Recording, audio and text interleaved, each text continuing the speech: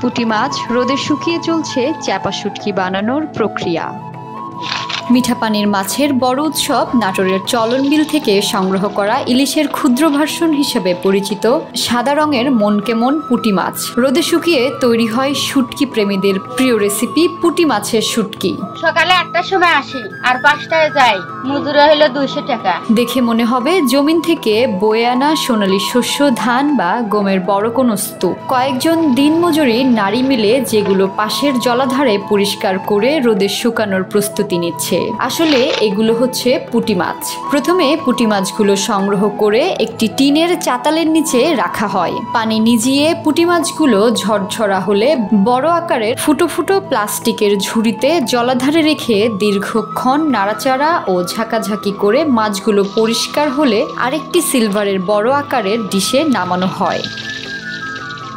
ভালো করে প্রসেসিং করে আমরা শুটকি করি। এরপর ডিশে করে পরিষ্কার ঝকঝকে পুঁটি মাছগুলো নিয়ে বিশ্ব রোডের পাশে খোলা আকাশের নিচে পাতানো বড় বড় চায়না জাল বিছানো বাঁশের চাতালের ওপর রাখা হয়। কাঠের তৈরি হাতল দিয়ে নেড়ে নেড়ে মাছগুলো যাতে একটির ওপর আরেকটি না থাকে সেভাবে পাতলা করে রোদে শুকাতে দেওয়া হয়। তবে মাছের পরিমাণ কমতে থাকায় দিন দিন চাতালের সংখ্যা কমছে বলে মনে করেন শুটকি ব্যবসায়ীরা। মাছ ধরেন দৈনিক বছর যে মাছ পাই তার অর্ধেক মাছও নাই। এই যে সব চাতাল বন্ধ হয়ে গেছিল, বন্ধ হওয়ার কারণে আমরা যে করে চাতাল আবার কিছু কিছু লোক বাদক আছে, কিছু কিছু লোক সবাই আস্তারা দিনের সূর্য পশ্চিম আকাশে হেলে পড়লে মাছগুলো তুলে নেওয়া হয় পরবর্তী দিনে শুকানোর জন্য।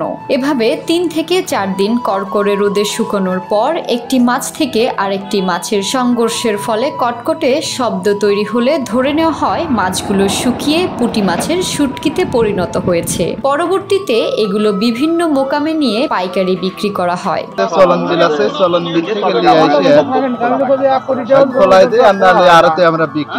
সৈয়দপুরের শুটকি পাইকারি মোকাম থেকে পুঁটি মাছের শুটকিগুলো পার্শ্ববর্তী বিভিন্ন দেশে রপ্তানি করা হয় বলে জানান শুটকি ব্যবসায়ীরা। বিভিন্ন দেশে যায়, তার মধ্যে বেশিরভাগ বার্মায়, ইন্ডিয়াতে আর অন্যান্য রাষ্ট্রে যায়।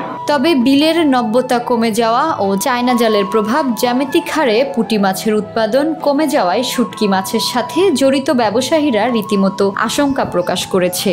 সরকারিভাবে উদ্যোগ নিতে হবে, চায়না জালটা তুলে দিতে হবে, জেলেরা যেন ওই সময় ওই মাছটা না মারতে পারে। পুকুর খনন বন্ধ রাখলে হয়তো এই মাছগুলো থাকার জায়গা পাবে এবং বিভিন্ন বিলে এখন ওই নালা কাটার কারণে পানিও থাকে না। এটা অভয় আশ্রম করতে হবে মাছের জন্য। সারাদিন মাছ তুলি, পারি, দেই, বাসি, গলি, তোলা লাগে, ঢেকা লাগে।